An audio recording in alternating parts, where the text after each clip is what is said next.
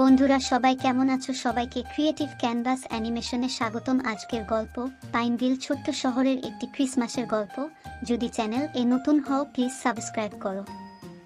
একবার তুষারময় বড়দিনের আগের দিন পাইনভিলের শহরে লিলি এবং জ্যাক নামে দুই সেরা বন্ধু বাস করত।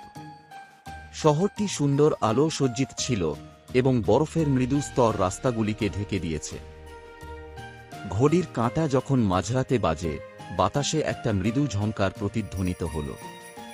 বাচ্চারা তাদের জানালার বাইরে উঁকি দিয়ে দেখল হরিণ দ্বারা টানা একটি জাদুকরী স্লেজ তাদের বাড়ির ঠিক বাইরে দাঁড়িয়ে আছে। লম্বা সাদা দাড়িওয়ালা একজন বৃদ্ধ উপহার ভর্তি বস্তা নিয়ে বেরিয়ে এলেন।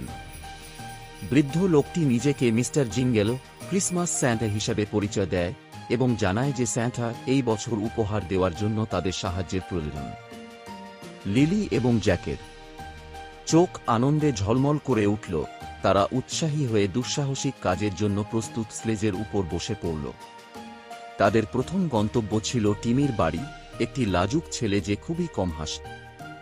লিলি এবং জ্যাক টিমির জন্য একটি নিখুঁত উপহার নির্বাচন করেছে, যেটি হল একটি রঙিন ড্রয়িং সেট। টিমি আনন্দের সাথে গিফটটি খুলে ফেলল। একটি দীপ্তিময় হাসি তার মুখে আলোকিত করে ফুটে উঠল এবং একসময়ের নীরব রুমটি হাসিতে প্রতিধ্বনিত হয়ে উঠল। এরপর তারা শহরের বয়স্ক বিধবা মিসেস থমসনকে দেখতে যান। লিলি এবং জ্যাক তার জন্য একটি উষ্ণ কম্বল এবং ঘরে তৈরি কুকিজের একটি ঝুড়ি বেছে নিয়েছিল।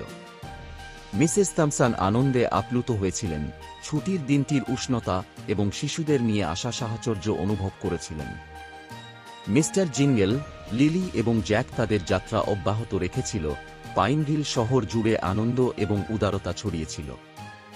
সবাইকে সমস্ত উপহার দেওয়ার পর যখন তারা শেষ একটি বাড়ির কাছে পৌঁছেছিল, তখন মিস্টার জিঙ্গেল বিস্ময় প্রকাশ করেছিল।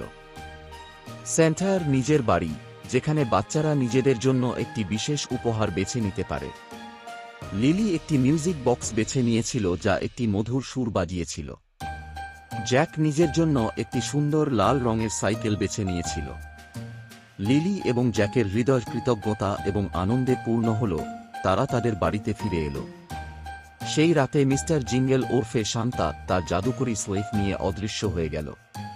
পরের দিন সকালে পাইনভিল ছোট্ট শহরটি আনন্দ এবং হাসির শব্দে জেগে ওঠে। সেখানে প্রতিটি গাছের নিচে সবার জন্য গিফট বক্সে ভরা ছিল।